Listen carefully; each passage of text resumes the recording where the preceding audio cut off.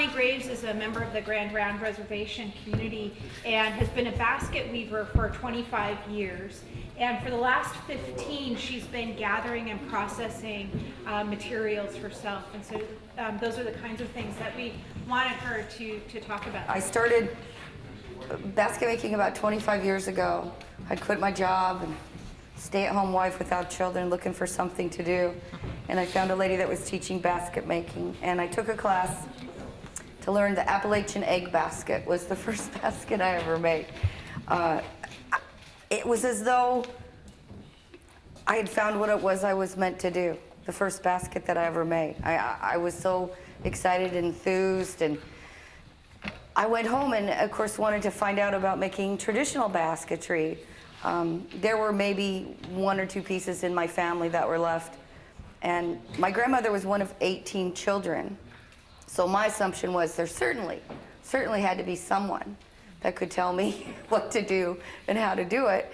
And I asked aunts and great aunts and cousins. Well, after 18 children, can't swing a dead cat and not hit somebody I'm related to at Grand Ronde. But honestly, there was no one. There was no one left that could give me the entire picture. People had bits and pieces. They remembered getting sticks. But to be perfectly honest, a lot of that tradition was lost to us in about 2 generations. I had a great aunt who was a basket maker, but she had passed on long before I was interested in doing it. And my grandma grew up on the reservation in Indian schools, Shamawa, where they were literally punished for using the language, using their traditions, using their even names. So we grew up, and my mother grew up with my grandparents wanting us to be white. And I know that sounds kind of weird, but my sister was born blonde and blue-eyed. And my grandmother was so elated that finally we had someone that was... And so when Tony talks about the language, my grandmother spoke the language, and my great-grandparents did, but they didn't speak it to us. They spoke it to each other when they didn't want us to know what they were saying. But my grandmother did use words probably mostly out of habit. And we didn't even grow up realizing that that was a different language. We just thought my grandma was a little strange, and we called them grandma words. You know, we knew what she meant. When she would say to us, we'd be walking somewhere and she'd say, "Nonage." And we'd all look. I mean, that's because she wanted to see somebody dressed weird or whatever it was.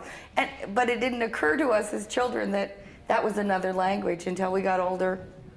And then the tribe reestablished, and they started language lessons, and I look at the vocabulary list, and I'm like, oh my gosh, all those words that I thought my grandma had made up were on that list. So I went on about my business for probably 5 or 6 years, just making baskets out of whatever I could find. And then the cultural department reestablished at the tribe, and they went looking for basket makers, found out what I did. There really wasn't anyone left. And so they came to me because I did have weaving experience and asked me if they found people to teach me, would I be willing to do it? And they were wonderful, instrumental. They hired ethnobotanists and biologists and master basket weavers. And so for the last 15, 20 years, I've been gathering that information and now doing a lot of teaching in both directions. The last 2 weeks, I've spent 4 days at the elders community working with them. In 2 weeks, I'm going to teach the kindergarten kids. So we're going in both directions. That in-between group is my hardest group to get, but they're busy. Teenagers, young mothers, people that are working. So I try to catch them on one end or the other. And I have gathered all of the material that you see here. Well, most of the material here is the natural material. That would be traditional. And honestly, weaving is weaving. Doesn't matter if you're Chinese or you're Appalachian or you're from here. What you make it out of is what makes it indigenous to your people. So I use, we'll start here. This is cedar bark. I think you're all pretty familiar with the cedar tree. And it's collected from a live tree. You collect from one side of the tree, preferably the uphill side. And that's only no real significance except for that when you score it, and then you loosen it at the bottom and you walk away. You walk away from the tree to pull the bark off. And it's a lot easier to walk uphill, because walking downhill, pretty soon your arms aren't tall enough. So just a lesson to be learned from experience. Once the bark's removed, it's actually the cambium layer inside. There's 2 layers of bark that we use. And you remove all the hard bark off the outside. This is white when you collect it, just really white and sappy. And roll it up, and it sits for 1 year. And after a year, then I would soak it and make it into these different materials.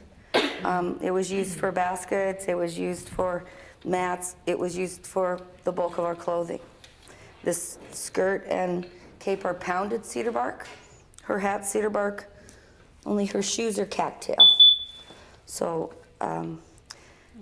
we refer to it as the tree alive.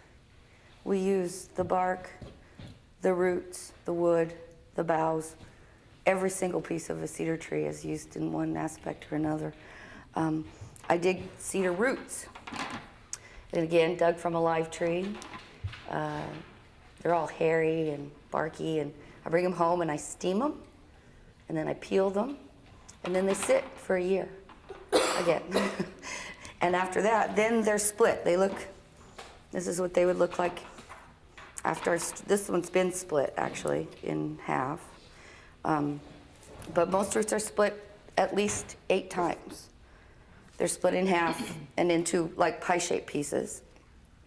Then that inside piece, that's a little point, is taken off so that you have a flat, smooth, ribbon-like piece. And the flat, or the inside piece, the little triangle piece on the inside, you save them, and I'm still in the process of saving them, but that's what you would make a watertight basket from, one that would hold water and you could cook in. And that is because all 3 sides are split. So when they come together, wet, they seal. If you have one round piece, your basket will leak in that spot. So it takes a long time to save those innies. But I collect root this large to this small. This is also cedar root. So once you're digging, you don't let anything pass you by. So cedar we use roots and bark. Also dig spruce roots. Out towards the coast, we get a lot of spruce out there, and we use it as well. These are spruce roots. You can see they're lighter in color, not as red as the cedar roots. Almost a blondish color. I also use other kinds of barks. We'll stick with the bark thing. This is willow bark, which we talked about collecting hazel. We collect willow at the same time. In the spring, as soon as the sap is up, you get about a 2 or 3 week window of opportunity with willow because the sap comes up, peels like a banana, just slick as a whistle. But then the leaves start to come out. And as Tony said, when they get bigger than a squirrel's ear, you're not good anymore because it leaves a little black spot on your stick. So you don't get those beautiful, smooth, white sticks that you would ordinarily.